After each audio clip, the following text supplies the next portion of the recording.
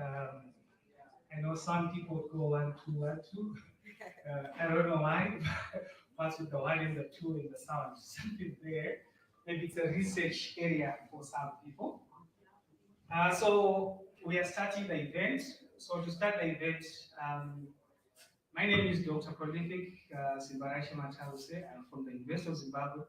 Um, this event is being hosted by Sayof and the University of Zimbabwe Department of Governance and Public Management.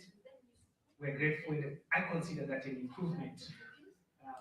In many ways, I'll not explain that, but it's an improvement. Yes. Good morning. In Zimbabwe, we say Magali, and then you say Relebohile, those who are not from here. Magali. Thank you so much. My name is Nhlanhla, but then in Zimbabwe, I'm a media personality right here. I'm a radio host, and on radio, I am known as V Candy. So good to be here for a good cause. As you know, that Africa accounts the smallest percentage of global greenhouse gas emissions in the world, but yet we're the most vulnerable and the most affected. So it's important for us to meet and find ways to mitigate and to adapt.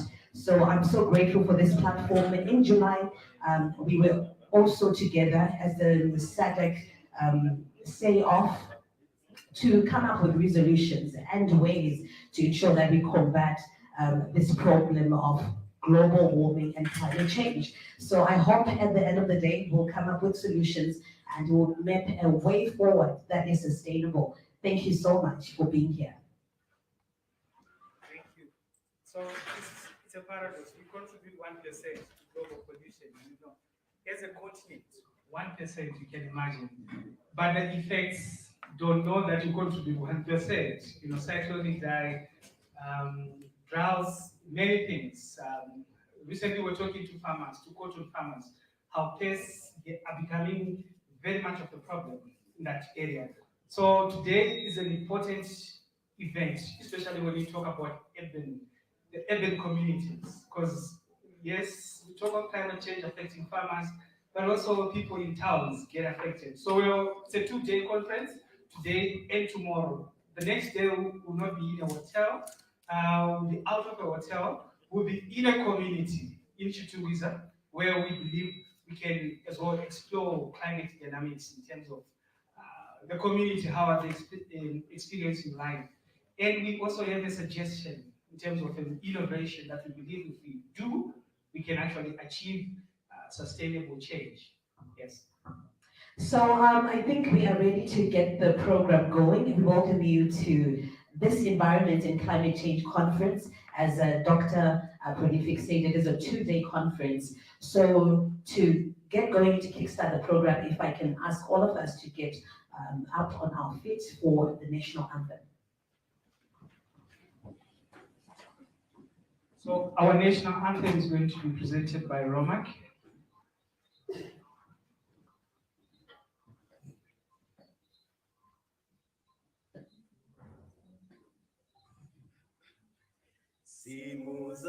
Simuzai wedu Zimbabwe yakazvarwa nomoto wechimurenga neropa zhinji ramakamba tinziriri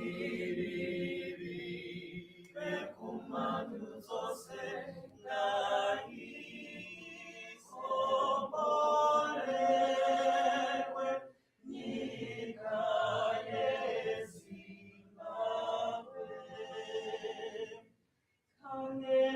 kangelani zimbabwe yonyimbochizimwe ngezitabalanifu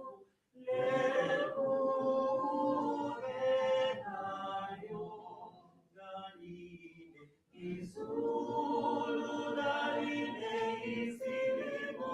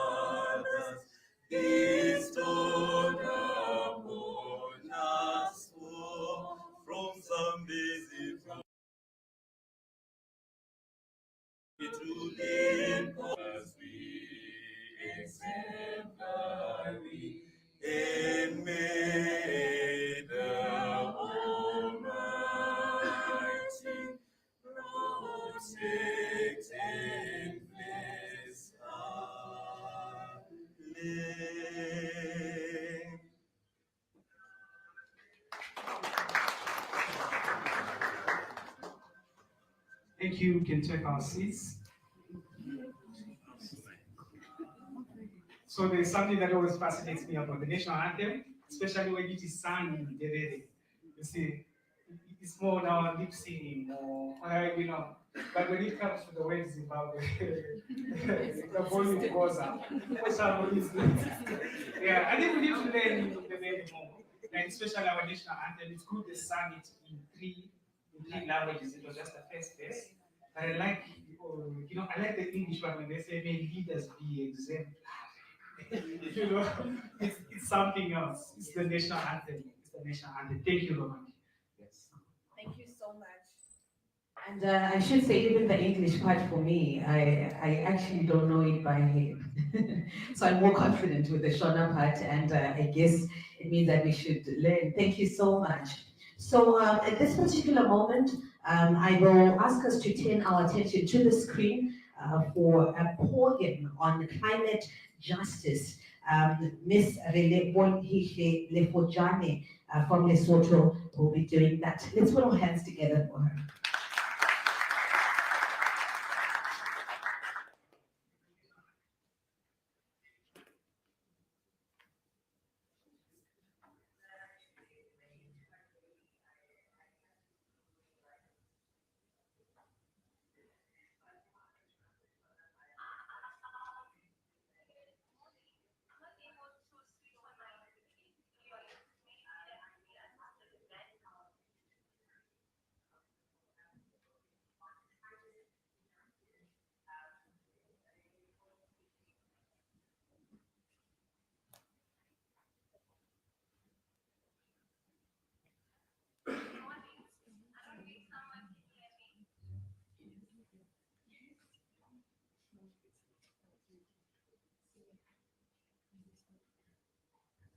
As we wait for our technical team to fix that, we can hear her trying to reach out.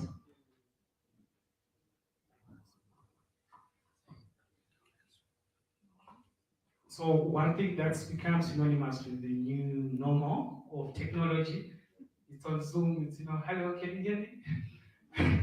Where did you lose me? It's become normal, it's glitches. I actually came across an academic paper talking about glitches that are associated with technology during this time. We are all learning, we have all had to adjust from our, usual analogous experiences to the online in digital platforms. So as we are fixing that, we could just acknowledge the people that are in the house. We want to thank you for coming, everyone. You are important. It's really, I was saying to some colleagues, thank you for honoring our invitation.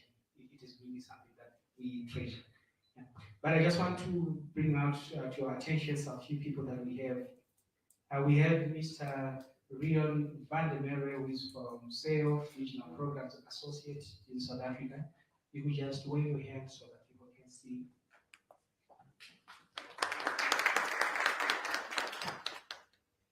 Then we also have representing the Vice Chancellor of the University of Zimbabwe and the Faculty of Social and Behavioral Sciences. We have Professor Gideon Joe.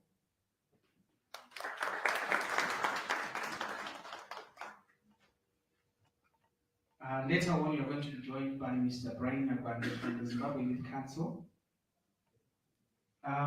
We are also online, joined by His Excellency L'Oreal James Kivuyo, is the Southern Africa Climate Change Youth Envoy. He's online.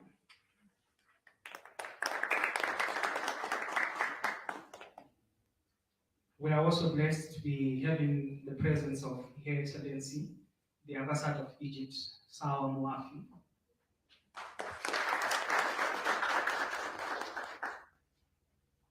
We also have Her Excellency, the Ambassador of Canada, Christina Buchani. Did I pronounce it correct, Buchani, or is it Buchani? Bakan. Yeah, somehow I felt that I reiterated that. I felt, forgive me. Yes, forgive me. So, Forgive me for that. Uh, how are we doing? We're now online. Okay, so we are going to have the poem on climate justice.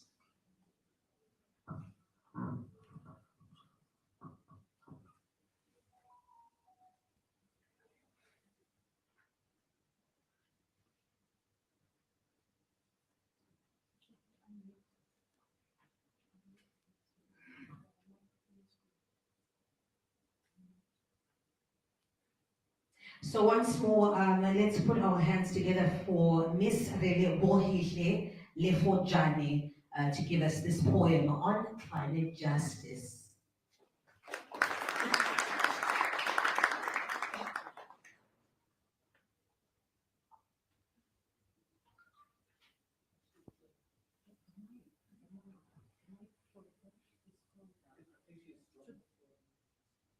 Her mic should turn on. It's muted. Her mic, the problem is in her side. On her side, she needs to just unmute the mic. That's apparently is the case. As Dr. Mataris is saying, this is the new normal, right? Of conferencing and Zoom meeting. Yeah, her ends, yes.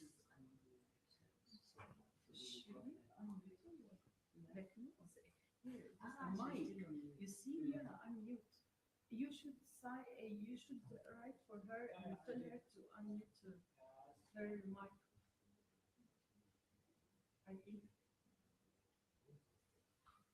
I think the poet should speak quickly, because you know, poets are known that if you give them the podium, they are known to run away with it.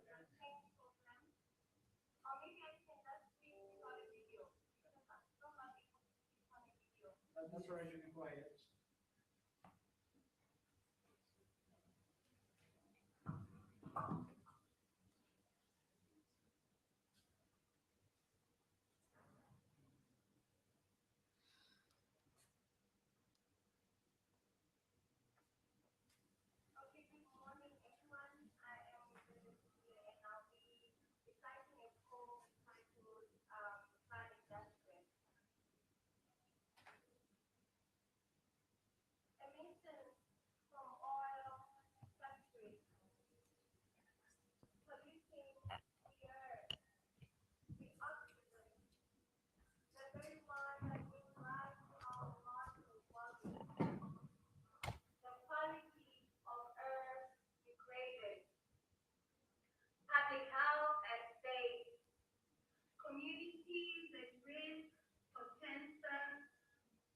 Communities at risk for heart diseases, communities at risk for respiratory diseases,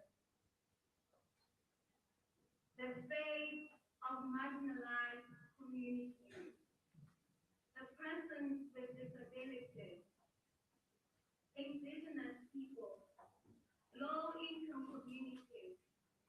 We need climate justice, peace, climate justice, rising sea levels, drought, flooding, fires. Oh, darkness covers the soul of humanity. Hopelessness. They use us. Why obtain education when Mother Earth is daily angry? Explosive anger that puts the whole earth in tremors, shaking and trembling. Why sky a house, why sanctuary, when daily the beauty of Mother Earth is fading?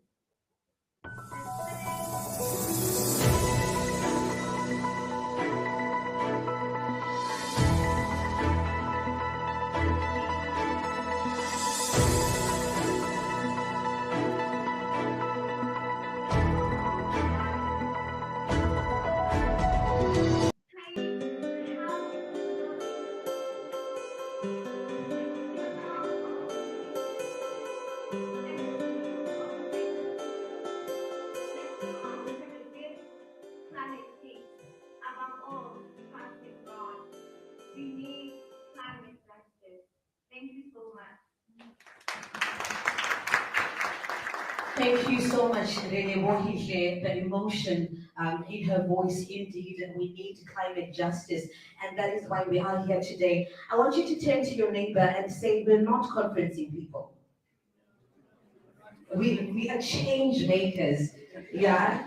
Because sometimes we get so comfortable in meeting, conferencing, having the teas, and then go back home and do nothing. But we want to effect sustainable development, sustainable change to ensure that we protect our environment. Look at the cyclones, the heat waves, the droughts. It's just a lot that is happening, and the onus is on all of us to be the change makers that we need to be. So let me call on to the podium for the welcome remarks. Mr. Reon van de, I'll pronounce it Bashonaway, van de Merwe, but I know that's not it.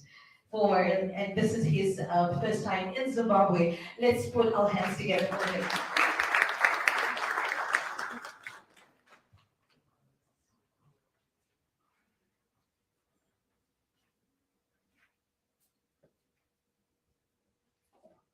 I was just telling the ambassador, if you're in international relations and it gets to surnames, you just take what you get. When people say it, that's what it is. So, morning everyone. Thank you for being here.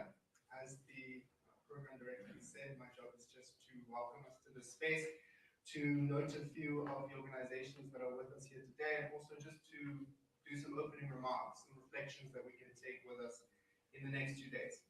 So first of all, I would like to thank the representatives from the Zimbabwean government who are here. Obviously, Zimbabwe is the host of this year's conference, and I'm very grateful to be having it on your soil.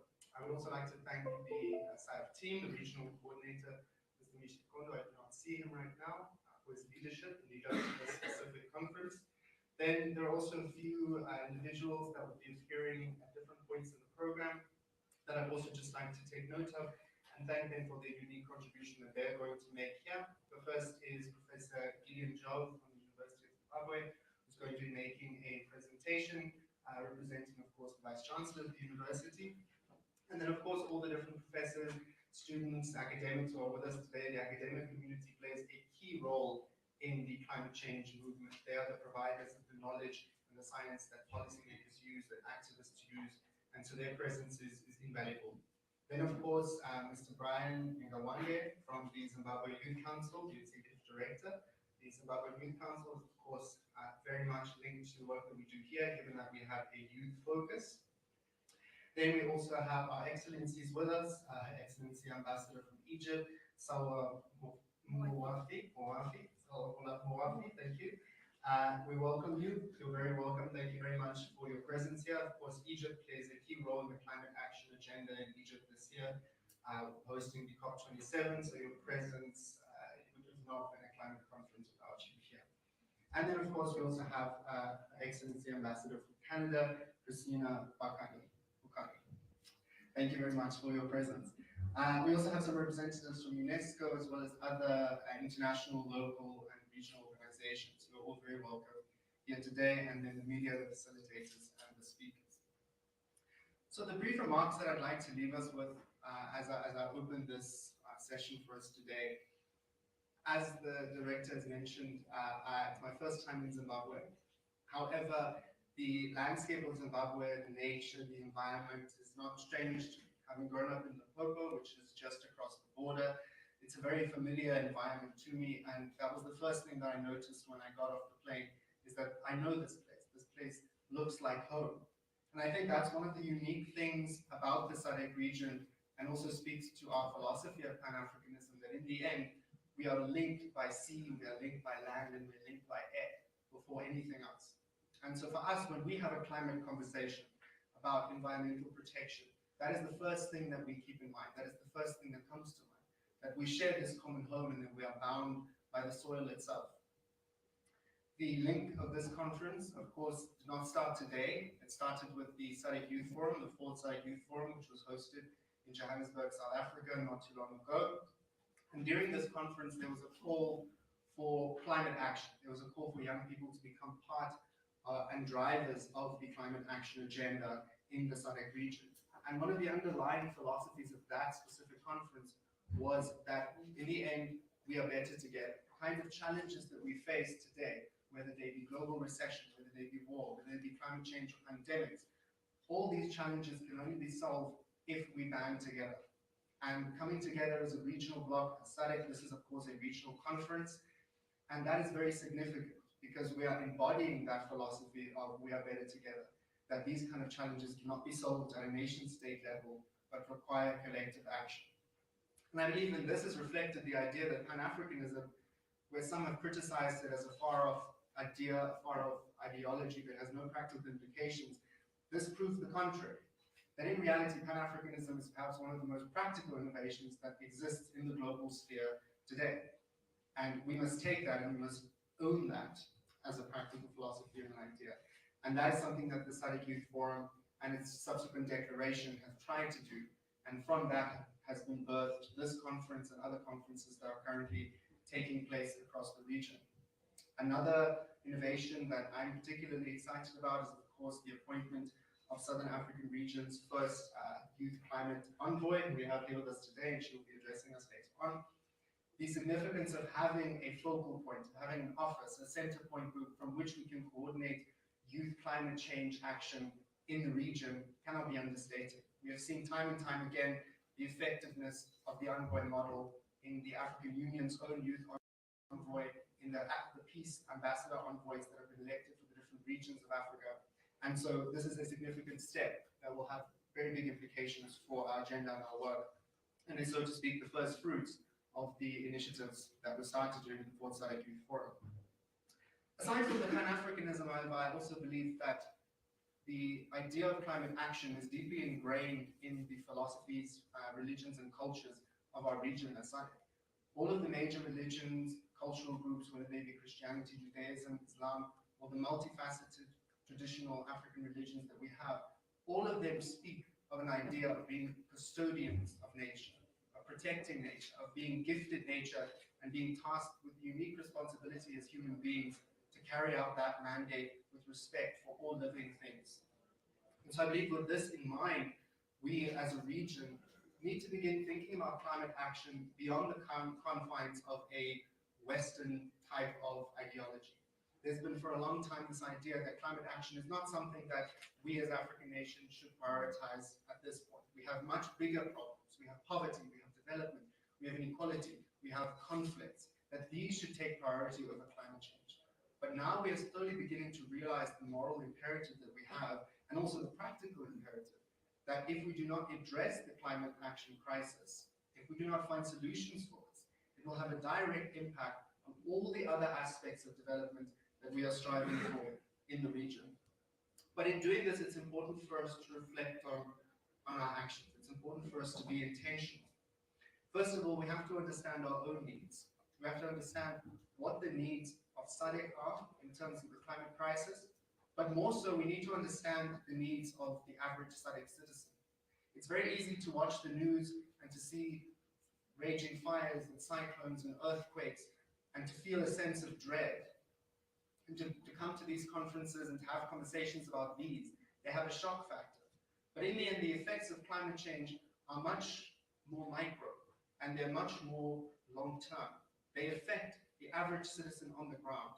So if we do not understand how climate change is affecting a vendor that is selling next to the road, or a mother who lives in a community somewhere, then we have not understood climate change. Then we don't understand what the impact is. Then it's all just theatrics and very big speeches, and we have not really addressed the issues on the ground. So first of all, we need to localize the agenda. We need to take ownership of it. Second of all, we need to understand the science. Of course, we know that climate change remains a scientific issue in many regards, and we need to capacitate ourselves with the necessary knowledge as a region to understand and to study climate change. And again, that's why I'm very grateful for the academic minds who are among us today. Having said that, we also need to keep in mind that when we speak of science, it's not just a matter of receiving from others what they have found. It's also a matter of exploring the treasures that we have hidden within our own knowledge systems, our own indigenous knowledge systems within SADC. As I've mentioned before, SADC is a very diverse region. And so amidst our different communities and cultures, Our ancestors have spent centuries studying and living in nature. And so drawing on those unique systems is one of the unique contributions that SADC and Africa more broadly can make to the climate change agenda. Finally, we need to break the dichotomy between the idea that we are either going to address the climate change or we are either going to develop. As I said before, these two things are intrinsically linked to one another. We understand that if we do not address climate change, the effect of that will be climate migration. The effect of that will be increased poverty, increased conflict. We understand the threat that climate change poses to our already weak agricultural security and food security in the region. And so we should see climate change not as a detour or a distraction, but as a fundamental part of the developmental agenda that SADC and Africa more broadly is aspiring towards. Then, of course, we know that in November this year, all roads lead to Egypt. And so we must see this conference not as a standalone event, but as a continuing journey that we're walking on, one step at a time, with our partners, with our different stakeholders, towards Egypt, towards the dialogue that we're going to have there. One of the things that I think many of us do is we look at COP27 and we think that is the goal. We are all going to go to COP27 and we're going to solve all the problems there. We all know that that's not what's going to happen. What will happen is we will come together at COP27 and we will set an agenda. And what that agenda contains is very much going to be determined by these kind of meetings that we have here. These localized meetings, whether it's in Southern Africa, Western Africa, Central Africa, other parts of the global South, the preparation that goes in is going to determine the quality of the agenda that comes out of COP27. And once we have that agenda, then the real work begins. So COP27 and these kind of sessions should be seen as a continuation of a journey towards a destination, but they are not the final destination. They are merely steps in this journey. And so once we have that agenda, we as Sayof and all of our key partners and stakeholders hope to continue this work, to continue engaging with all of the key organizations that are in this room today, to make climate action a reality for the average SADC citizen. Because if it is not a reality for the average SADC citizen, if they cannot see change in their lives, then we will have failed. And in 10 years' time, we will meet again in conferences like this, and we will discuss the same issues. And unfortunately, unlike other issues which we have spent some time on, climate change is not the kind of issue that allows us a lot of time. It is not the kind of issue that gives us much leeway. And so it does require us to address it and address it immediately. With that, I would like to open our conference for this year, and I would like to welcome all of you and thank you for your contributions during the next 2 days.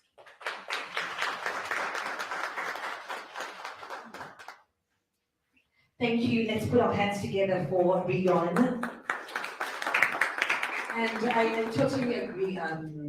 For a long time, climate change felt like something for the elite. That I would see George Clooney, the American actor, talking about Brad Pitt, and I thought, okay, it's bougie. But then it's imperative for us to localize climate.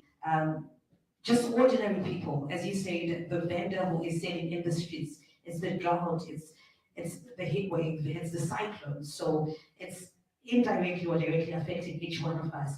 And it's important for us, especially in this continent, in Africa, to localize and to make people understand how important it is for us to be custodians of our environment and of this earth. That was very insightful on many levels. I like the idea that Pan-Africanism is not a dead idea, because Pan-Africanism is one of those sentimental ideas for many young people. I think we like the idea, we don't really understand the idea. For the older generation, it's also sentimental in many ways because they fought on that pedestal. But what it really means currently, it's been hazy for many people. But I think through a structure like the Southern African Youth Forum, when we connect youth from South Africa, from Madagascar, from Comoros, from Egypt, and we are talking and we're seeing that there are certain things that are common to us.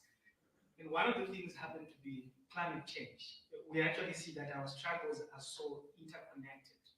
Our struggles are so interconnected that the more we begin to have conversations and working together, we actually might reach something that's more meaningful. So there was COP26 in Glasgow last year, and some people went, some drank some wines, I think. Yeah, yes, in Zimbabwe there was a lot to talk about Glasgow last time. Yes, but this time we are hoping that again we will not become conferencing people, because also the things are so critical and the solutions that are needed are so urgent. When you go to communities and you see people that are struggling to get water to drink, I remember about 2 years ago there was a drought, a serious drought in Harare, and water was being sold in buckets. You know, that just brought to me something. And again, some years ago in Cape Town, there was a serious problem again with water. You know, urban societies are also faced a lot. So it's important, and thank you for those very insightful things. Yeah, the idea of localizing this whole discussion is really very, very important, but also making the connection between development and climate change. Because imagine most of our electricity in Southern Africa comes from coal, and coal is like the biggest polluter that contributes in terms of carbon monoxide. So how really are we going to make the replacement in terms of the replacements? So people are talking about what they're calling a just transition, just energy transition, moving to cleaner energy sources. So what are the cleaner energy sources? And we happen to be having some of the rare earth minerals, you know, things like lithium, that are so important for this kind of transition. And we need to be having more conversations around these key resources that we have, some that we've not even begun to talk about in terms of their criticality in the energy transition. So we will keep having these ideas coming in and coming forward. Currently, I'm going to call upon Professor Kijojo to give us the opening remarks on behalf of the Vice Chancellor of the University of Zimbabwe.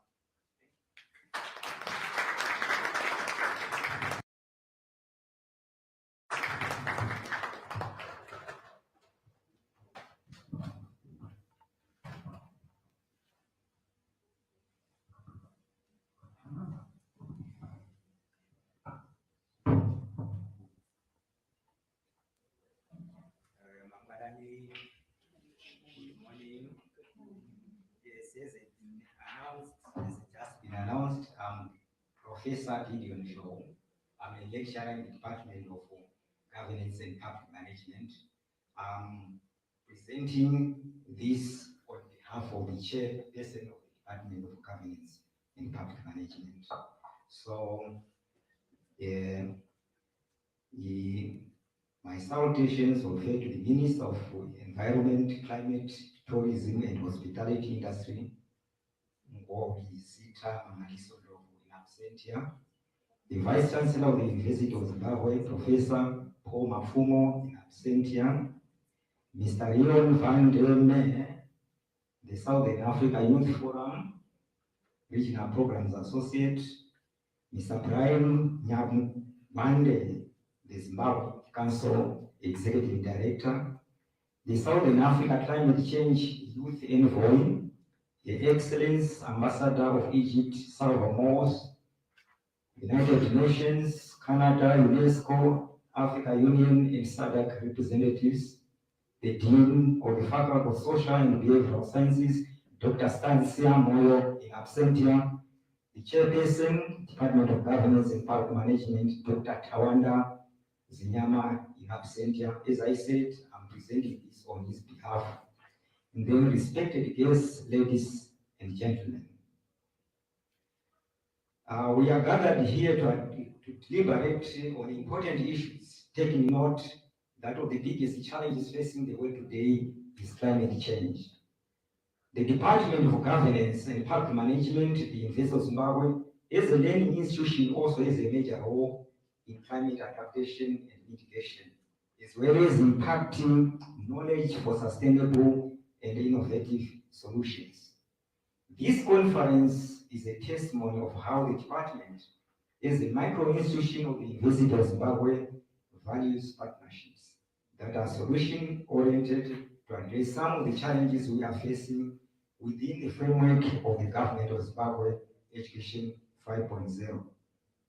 The destructive impacts of climate change are collectively being felt around the world. In the past decade, our region has been characterized by natural disasters such as floods, heat waves, tropical cyclones, thunderstorms, and droughts. The unprecedented rising of temperatures, the rainfall variability have affected negatively agricultural production, and this is a serious threat to food security, economic growth, and stability. The studies from the Meteorological Service Department of Zimbabwe estimate that the minimum temperatures have risen by 2.6 degrees Celsius over the past century. Meanwhile, the natural rainfall has declined by 5% across the country over the same period. It is important to note that Zimbabwe has actively participated in international negotiations on climate change. It signed and was one of the first countries to ratify the United Nations Framework Convention on Climate Change in 1992. The year 2009 saw Zimbabwe accede to the Kyoto Protocol. The country has been developing several strategies and plans to curb the escalation of greenhouse gas emissions. The Climate Change Response Strategy and the National Climate Change Response Strategy were developed to respond to adaptation, mitigation, technology, financing issues, public education, and awareness. Ladies and gentlemen, the formulation of Zimbabwe's climate policy is very vital for addressing climate change, as the policy seeks to address fundamental issues such as vulnerability and adaptation, training and awareness, weather, mitigation and low carbon development, education, climate modeling, and change enablers, including gender and social inclusion. It is important to invest in resilience, mitigation, and adaptation, as the absence of the three pose threats to the economy, food security, and global stability. If I were to digress from the presentation, I think this is well with what has been said since morning, that there is certain need to take climate change and development. Together as it were, running away from the issue of dichotomy. Let me proceed with the presentation. We are meeting today ahead of an important world climate gathering that will take place in Egypt. Egypt will host the Conference of Parties, COP27, this coming November. This provides opportunities for all stakeholders to provide sustainable solutions to the climate crisis. And I'm sure the issue of localizing the climate agenda will be consolidated at the Egypt meeting. We need to introspect on how governments in Africa can come up with sustainable measures to combat climate change and ensure environmental sustainability. The institutions of higher learning also have a role to provide innovative solutions through research to the following 5 key areas. The emphasis here is on evidence-based solutions, early warning systems, ecosystem restoration, climate resilient infrastructure, water supply, and security and climate justice. As the Department of Governance and Public Management, we are also using this platform to lay the groundwork for social innovation, as we have called a community assembly. A community assembly is a bottom-up structure linking citizens and public authorities in the resolution of community problems. I think again this is where with the localization agenda that has been talked about in the morning.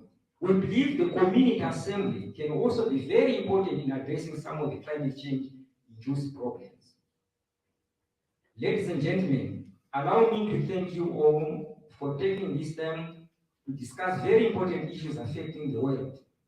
Collectively, we can address the challenges. Every one of us must play his or her part.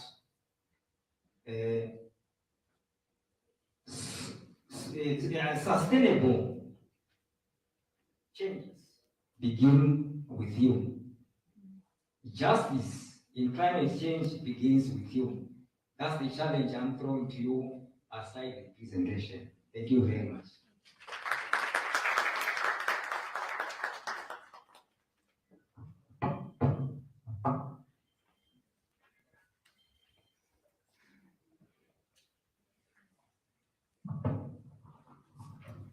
Thank you, Professor Joe. Professor Joe is very distinguished when it comes to scholarly work in terms of public policy, Zimbabwe public policy, and African public policy. Thank you, Prof, for those remarks. Just a reminder, or even just informing you guys, we use some hashtags to tweet.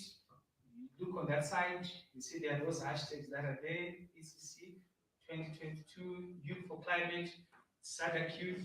You can tweet, you can post something on Facebook, or on Instagram, wherever, just to spread the message that there is this thing happening, and it's very important. It's very important. I want to call, so the next presentation is actually an online presentation. It's an online presentation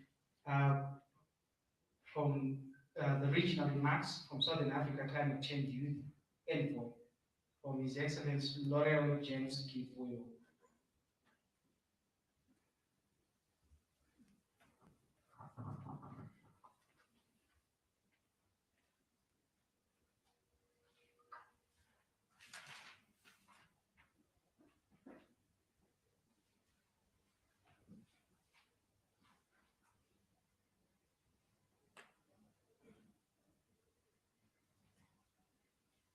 Hello everyone, can you hear me?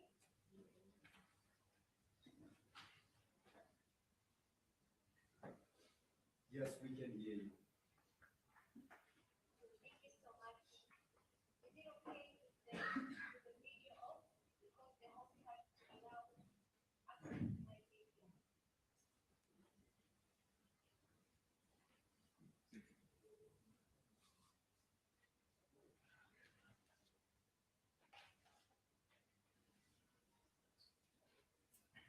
Yeah, you can just.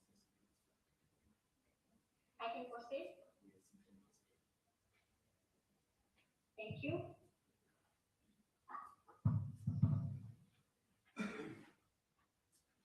Representative of the Zimbabwe government, the regional coordinator for Southern African Youth Forum, the regional programs associate for Southern African Youth Forum, Mr. Reon van der Merwe, Professor Gideon Su, representing Professor Mapfumo, the Vice Chancellor, University of Zimbabwe, Mr. Brian Nyagwande, the Zimbabwe Youth Council Executive Director, Her Excellency Ambassador of Egypt, Salwa, Her Excellency Ambassador of Canada, Christina Buchani, UNESCO representative, local, regional, and international organizations, esteemed speakers, participants, media and facilitators, director of ceremonies, ladies and gentlemen.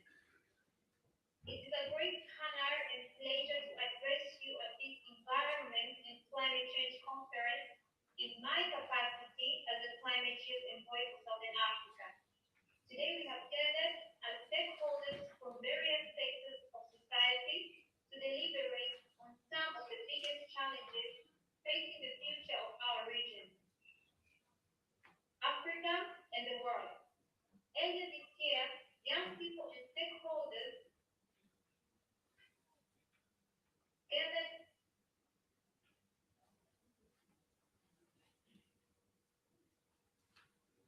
in Johannesburg, South Africa, during the fourth Youth Forum, Climate Change in our region. The forum came at the national level by ensuring that all stakeholders, including government, private sector, civil society organizations, traditional and religious institutions, communities, academic institutions, young people, women among other sustainable and indigenous societies to combat climate change. While climate change is already affecting the lives of ordinary citizens in studies, the average citizen remains excluded from climate action, its causes, and initiatives. The COP27 that will take place on African soil in Egypt later this year provides the region with a unique opportunity to plan, reflect, challenges and take sustainable action. It is no longer the time for talking, but time to act. The past decade has shown us how devastating climate change can be, with drought, cyclones, high temperatures, floods, and wildfires raging across the nation of study. Tackling climate change requires concentrated effort and should be everyone's responsibility. It is also of paramount importance to note that youth inclusion in climate resilience will assist to anticipate, prepare for, and respond to hazardous events, trends, or disturbances related to climate. The Southern African Development Community has a growing young population. Almost three-quarters of the 274 million people living in the region are below 35 years of age. However, young people must be empowered to play a leading role in the fight, not only because youth constitute the largest demographic in the population, but also because youth are the custodians in years of the future. It has been proven time and time again that if young people are empowered in climate action justice, then climate movement will be solid, warm, real, influential, and powerful. As young people,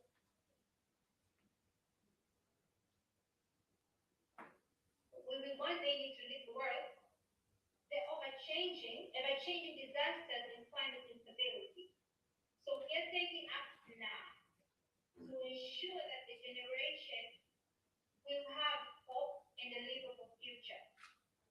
The generation before us carried their mandate by ensuring that Southern Africa was liberated from the foreign rule, colonialism, and apartheid. Now it's the time for a new generation to pick up the mantle of a new mandate, one that strives for sustainability and climate action justice.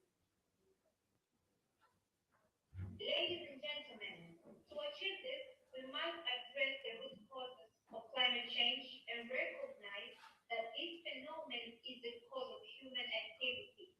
We must also take note of the unjust burden that Africa bears in the fight against climate change. Even though Africa contributes the smallest percentage of carbon emissions, the region is the most vulnerable to the effects of climate disasters. This is also very true in terms of economic impact that climate change has on vital sectors that static economies rely on, including agricultural production. The current generation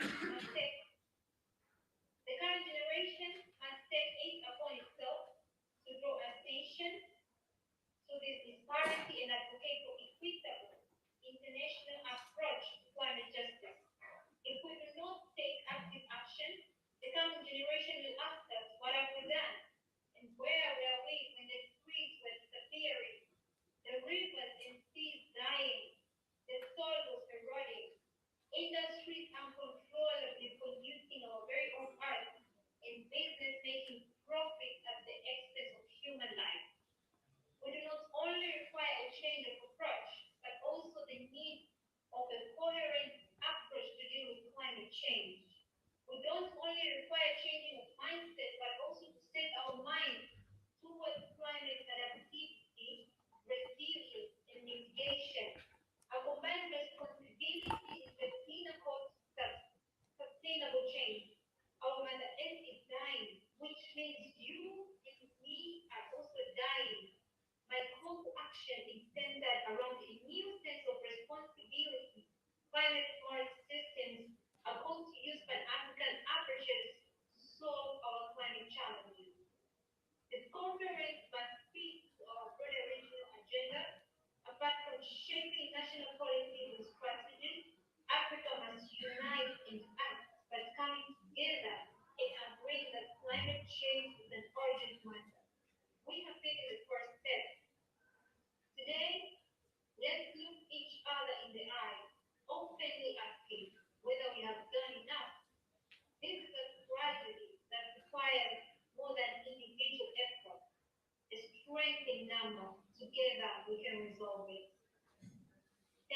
so much for listening. Thank you so much, Your Excellency, Miss Laurel Kivio. And this makes my heart smile because just in July, we met as the SADC Youth at the SADC Youth Forum, and this is the resolution being implemented where the recommendation was that there should be a youth envoy appointed to ensure that we champion this cause against climate change. So it is a good thing that we are implementing and that we are working. It is a step in the right direction. Let's put our hands together for her once again. We want to thank those who are joining us online. It is the environment live in Harare, and as we say, we're also building up to COP27. What message are we sending to the world as Africans? And these are the spaces where we deliberate and where we come up with just a message in unison to say, what are we saying to the world about that transition? Should the world not transition? Should the world not finance that transition of Africa? To sustainable development, what role should be played? Do we want grants? Are we saying no to loans? What are we saying? And these are the platforms where we speak as one, as Africans, as Southern Africans, and as Africans as a whole, as we build up to COP27. Please help me welcome for special remarks Her Excellency, Ambassador of Egypt, Salwa Mowafi. Let's put our hands together for her.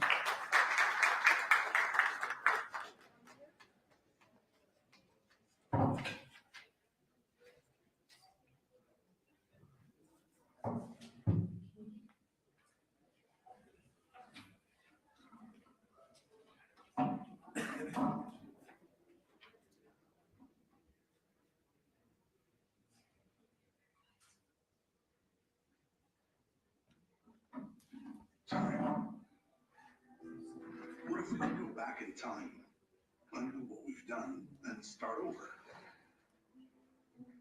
I say what if, because that is simply impossible.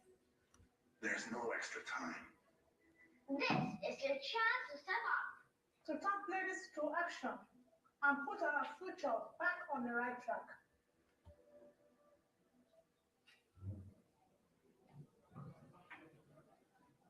We must act now. That's why Time. we call this COP the COP of action.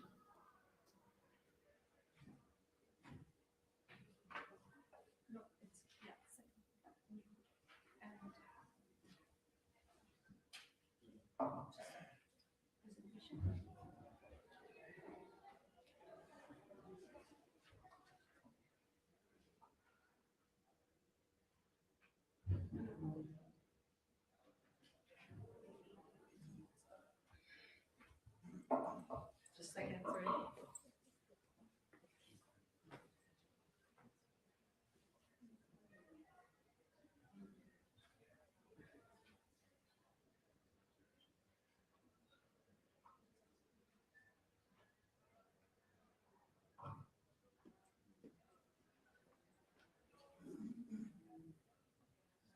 I have the pleasure to join you today in this prestigious event with the youth from Southern Africa.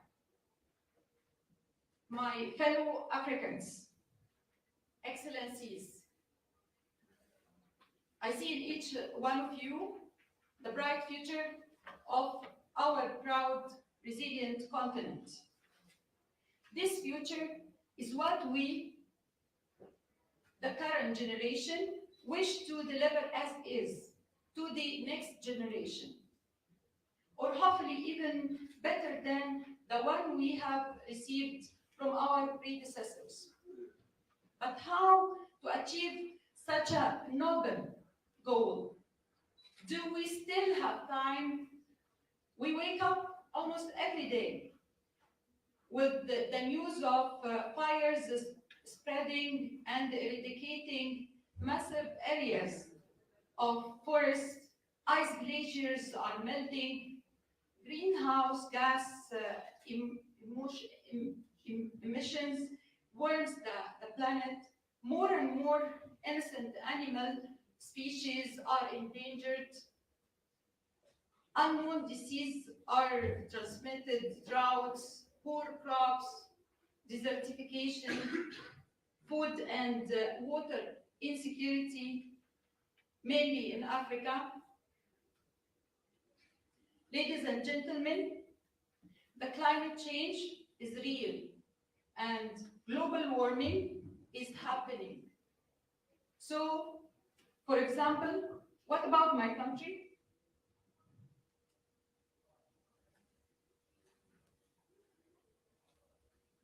Next. Okay.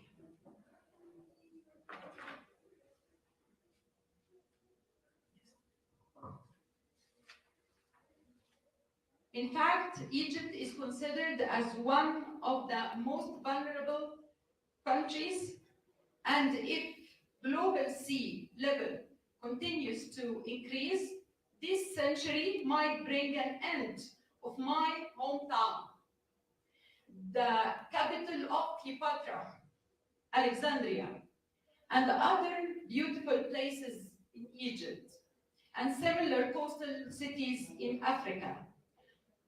All of them will simply vanish. Next. In November 2022, next month, this year, Egypt is proudly organizing the upcoming Sharm el-Sheikh COP27, which is marking the 30th anniversary of the adaptation of the UN Convention on Climate Change. Press. 26 COPs from Rio 1992 to Glasgow 2021. In fact, the last COP in Glasgow has succeeded in concluding the most part of negotiations to put Paris Agreement into action. So, what we, the developing countries, should seek out of this summit in Egypt. Next.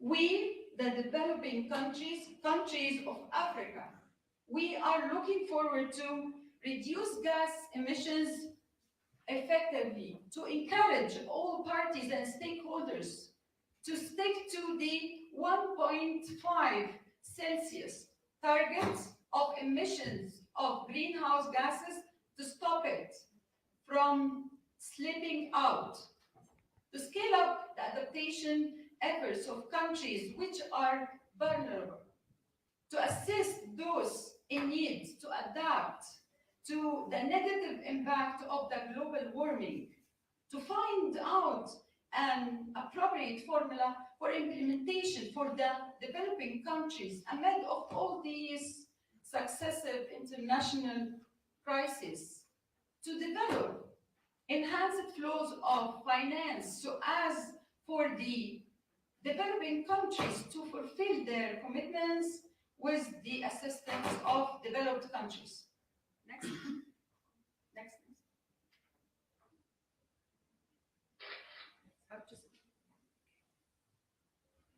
Egypt will spare no effort to ensure that COP27 becomes the moment when the world moves from negotiation to implementation, from words to actions. All this should be through a just transition for an eventual greener future. We should seek a just transition. This is the priority. That's the priority for Africa and all developing countries. Next. This Egyptian version of COP will witness 10 thematic days, multiple initiatives, number of forums, side events, discussions between government and non-government stakeholders, youth and women organizations will also participate. They need to be heard, and we all must listen too. Next. That's the calendar for the summit. Continue. Next, please.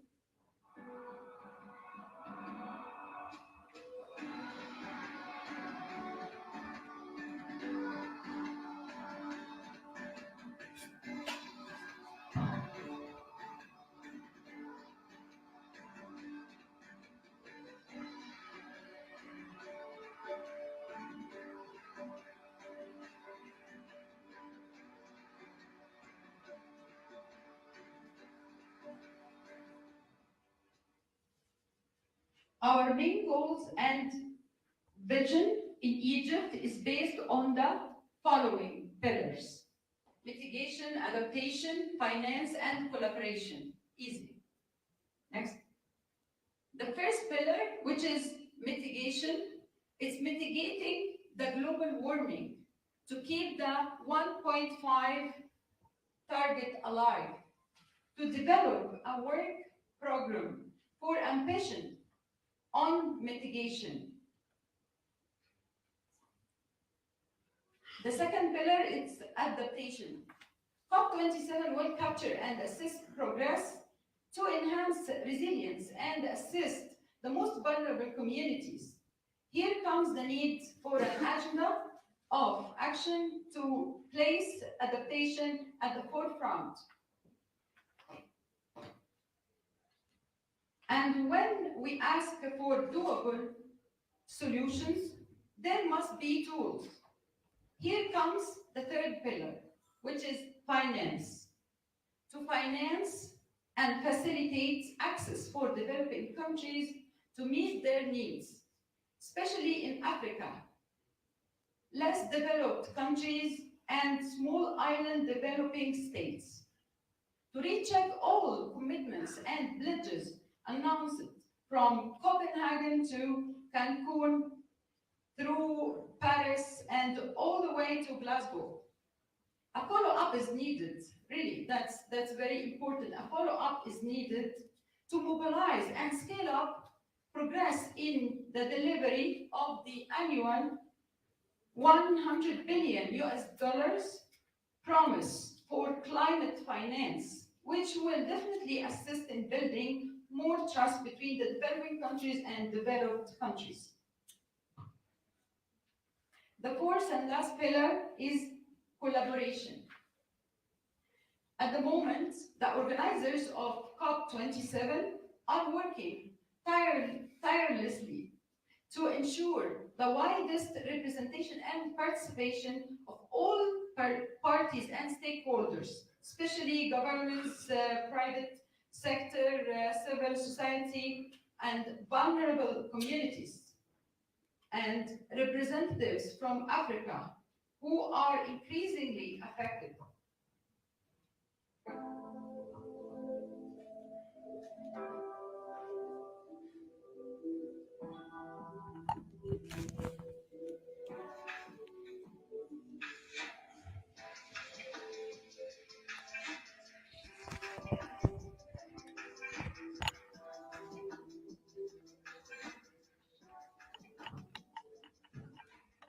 We should not forget that COP this year is organized in Africa, and therefore no doubt that the major focus of this Egyptian version of COP this year is Africa.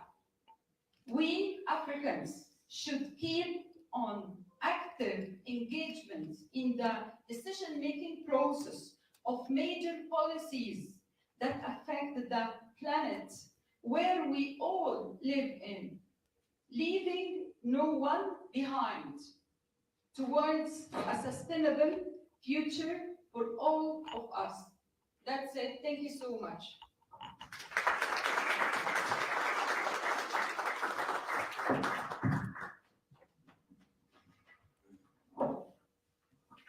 Once again, let's put our hands together for Her Excellency Ambassador of Egypt, Salwa. Mowafi. Isn't she beautiful? Wow. And we're listening, mitigation, adaptation, finance, financing, and collaboration. and collaboration. Those who did not say anything, you're not going for tea. Okay? I just wanted to see if you're engaging. Yeah. So, oh wow, this has been really eye-opening. And as I say that we are pushing for, financing an African just transition. That is the word that we're sending for COP27. And let's speak in unison, Doc. Thank you. So, all roads lead to Egypt, but right now we are here in Zimbabwe, grateful to Sayof, and we are building into that road. We're making input. So there's this word that people throw around, discourse, like discourse. Then also the next word is narrative.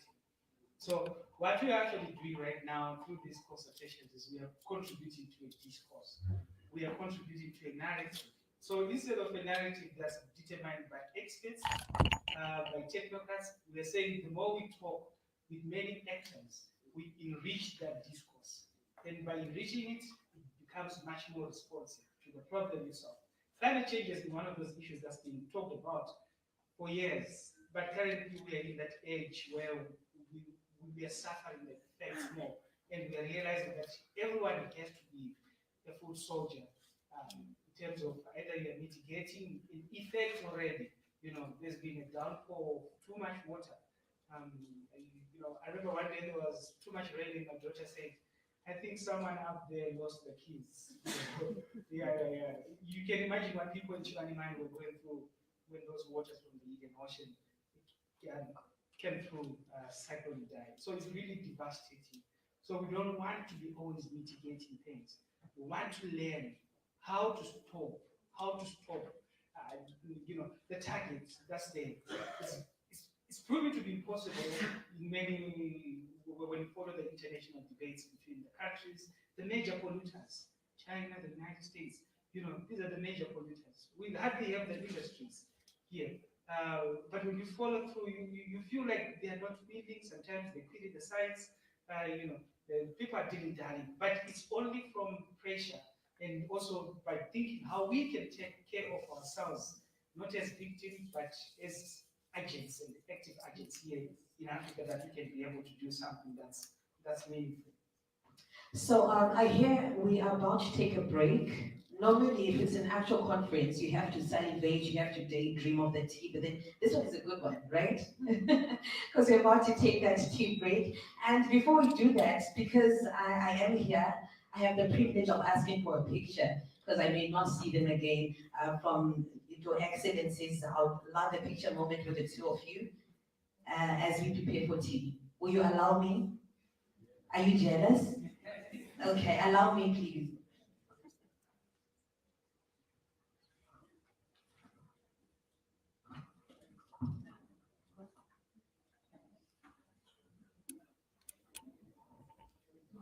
So tea is in the foyer outside. As we are taking the photos, Professor Joey can join as well. Mr. Reon can come and join the photos. It's good for the optics and the social media as well, for the organization to show that this was happening. Some of the people are busy and some might need